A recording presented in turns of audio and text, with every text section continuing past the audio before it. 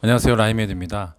이번 시간에는 우리 초등 학생들을 위해서 이제 초등학교 1, 2학년들 이제 영어 파닉스에 대해서 이야기하려고 하는데요.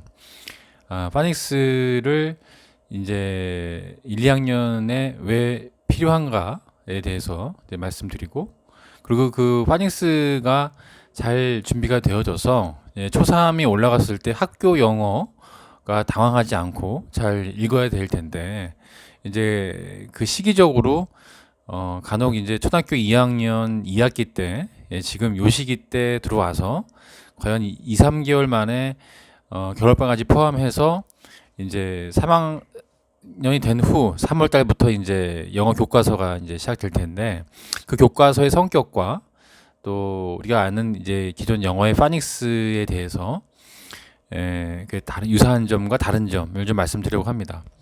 우선은 파닉스가 되지 않는 학생들이 초등학교 3학년 왔을 때 상당히 어려움이 있는 부분이 있죠.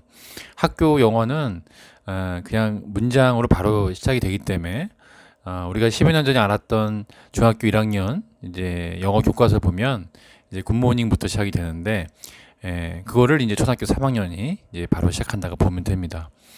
파닉스가 된다는 의미는 영어를 이제 뜻을 잘 모르지만 영어 단어나 문장을 봤을 때 읽을 수 있는 그런 능력이, 학습력이 된다고 이제 전제하에 이제 들어가는 거죠.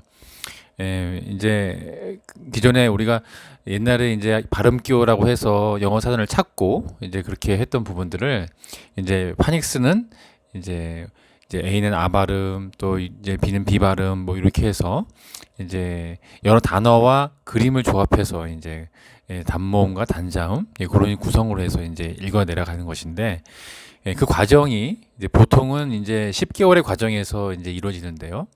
이거를 이제 속전속결로 해서 겨울방학 때 이제 3개월에서 4개월, 5개월 해서 총 5권을 이제 빨리 끝내서 학교 교과서와 같이 맞물려서 나가는 그런 사례들이 이제 있습니다.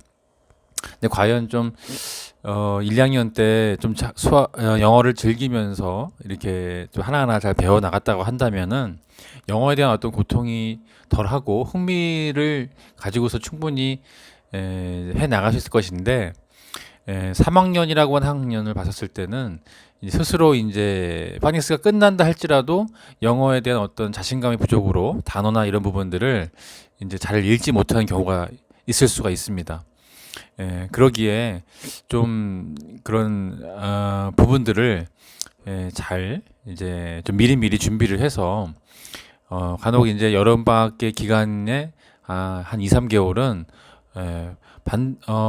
좀 반드시 파닉스를 좀 완성을 해 놓고 가는 게 그래도 이제 3학년이 입학했을 때 학교 교과서나 이제 그런 수행평가의 시험으로서 이제 진행될 것인데, 그런 부분들을 문제 없이 잘 풀어나갈 수 있다고 보여집니다. 그 부분들을 학교 교과서가 이제 첫 시작이고 하니까 이제 학교 내에서도 이제 파닉스가 잘 이뤄나갈 걸로 예상을 하신 분도 있겠지만, 사실 또 그렇진 않습니다. 또 그런 선생님들이 계실 수 또 이렇게 뭐 파이낸스를 같이 동반해서 하실 수 있는 분도 있을 수 있겠지만, 저희가 봐서는 결과적으로는 이제 학교 교과서와 파닉스를 맞물려서 하기 때문에 여전히 이제 영어를 읽지 못한 상태에서 이제 진행되는 그런 과정들이 많고, 또 영어가 시작부터 상당히 현저하게 이제 단어가 너무 약하고 또 그거에 대한 어려움과 두려움이 이제 증폭되는 그런 시기가 오게 되는 거죠.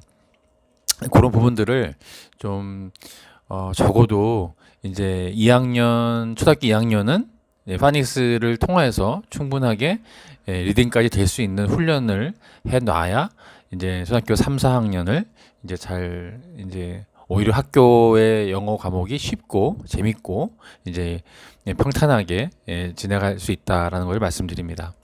오늘은 이제 겨울을 앞두고 이제 겨울 방학이 앞두고 이제 초등학교 저학년들 영어 부분을 말씀드렸는데요.